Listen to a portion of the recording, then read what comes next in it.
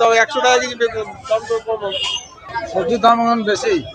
শীতে সবজির দামে ছ্যাঁকা খাওয়ার জোগাড়, হেঁসেল সামলাতে জেরবার দশা দিনমজুর থেকে মধ্যবিত্তের।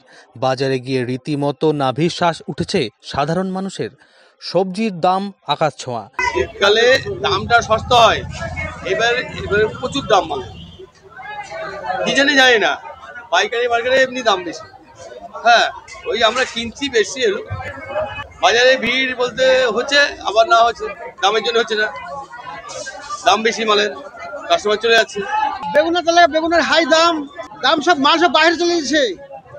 এই রায়গঞ্জ, মালদার, আসানসোল এসব যে মাল বাইরে চলে যাচ্ছে, কলকাতা সব মাল বাইরে চলে যাচ্ছে, তার লেগে এখন মালের দাম বেশি। এখন এক নজরে আজকের বহরমপুর স্বর্ণময়ী বাজারের সবজির দাম।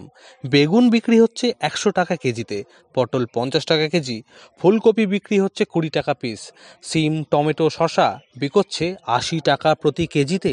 দাম বেশি হওয়ায় কমেছে বিক্রিও। হ্যাঁ, সব দিকেই তো দাম বেশি, আমরা কি করবো বলে, চাষিদের হচ্ছে না এখন, বেগুনের রোগ ঢুকে গেছে চারিদিকে সব রকম, সেই জন্য দাম বেশি, বিক্রিও কম হয়ে গেছে, দাম মানে অসম্ভব দাম। 100 টাকা কেজি বেগুন, দাম তো কম হবে, বেচা কিনা কমে গেছে। এক শ্রেণী মানুষ তো বাজারে ঢুকতে পারছে না, 500 টাকা বাজার করলে কিছু হচ্ছে না। এক কেজি বেগুন কিনতে গেলে 100 টাকা, শসা 80 টাকা 90 টাকা কেজি, পটল 60 টাকা 70 টাকা কেজি, সব জিনিসের দাম বেশি। অতিরিক্ত দাম হয়ে গেছে না, খেতে পারছে না লোক। আমদানি কম থাকায় বাজার চড়া বলেই দাবি ব্যবসায়ীদের। তবে আগামী দিনে সবজির দাম কমতে পারেই বলে মনে করছেন ব্যবসায়ীরা। দাম কাঁচা মাল হচ্ছে অ্যাকচুয়ালি আমদানি হিসেবে হয় দাম, আমদানি হিসেবে দাম বেশি হয় এবং কম হয়। আমদানি বেশি হলে কমে দাম, আমদানি কম হলে বেশি, চাহিদা অনুযায়ী দাম হয়। কমে যাবে, ঠান্ডাটা কম পড়ছে তো, ঠান্ডা পড়লে সবজি আরো আমদানি হবে, দামও কমে যাবে। ঝড় বৃষ্টি না হলে আবার কিছুদিন পর ঠিক হয়ে যাবে।